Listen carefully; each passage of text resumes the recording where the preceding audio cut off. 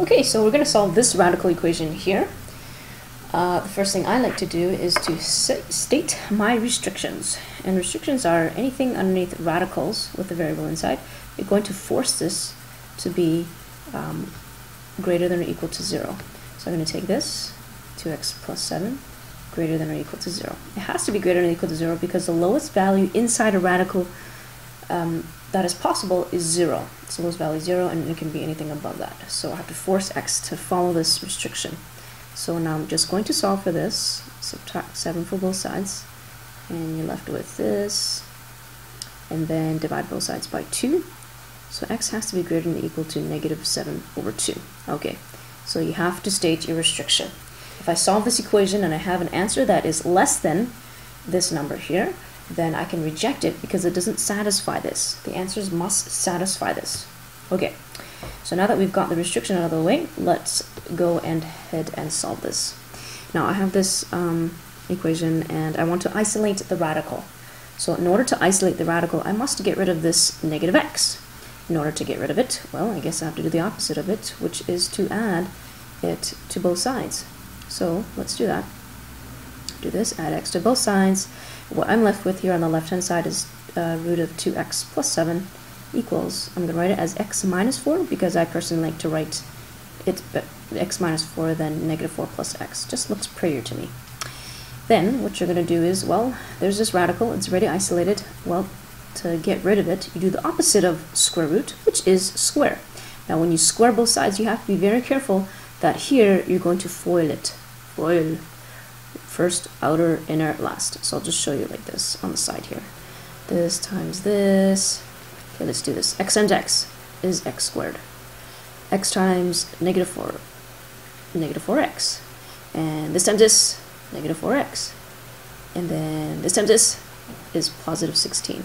So this is actually equal to x squared minus 8x plus 16. Alright, so I'm going to take that and replace it over here. So this is x squared minus 8x plus 16. On the left hand side here, when you square a square root, yeah, it's just what you have inside the radical. So it's just that. Then what you want to do next is to move everything over to one side. I can collect like terms, but my terms are kind of all over the place. I will by default move everything to the right hand side because there's less terms to move over that way. So like this, minus 2x from both sides, minus 7 from both sides as well. What's left on this here, well, everything cancels out, is just 0 equals what's left here. X squared, combine those two, minus 10x, combine those two, plus 9. Okay. Now since my a value here is just 1, I can just go ahead and factor this. Two numbers that multiply to 9, positive 9 that is, but add to negative 10. And the only two numbers that I can think of are negative 9 and negative 1.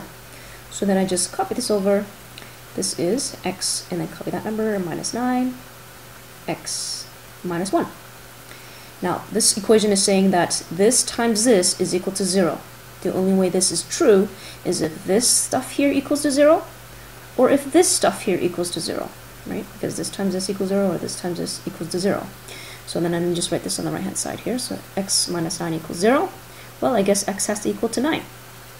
And if it was x minus 1 equal to 0, then x has to equal to 1. Now I need to check. Okay, these answers might be legit, but you might have an extraneous root. So let me go back to the original thing here that I had. So let's check for x equals to 9. We're just going to plug it into the original. So instead of writing x, I'm going to write 2 times 9, from up here, plus 7, minus, instead of x, I'm going to write 9, and that equals to negative 4. And I want to see, is this true? This is 18 plus 7, which is root of 25, minus 9. Is this equal to negative 4? Let's see. Well, this is 5 minus 9, which equals negative 4. And yes, this is true, so this does work. So I'm going to circle that. And now let's check for x equals to 1. I'm running out of time here, so I'll have to do this very quickly. And let's see if this is true. This is 9 root of 3, root of 9, which is 3, minus 1. Is this equal to negative 4? And this is not true. No. So we reject this. Reject. The only answer is x equals 9. And there you have it.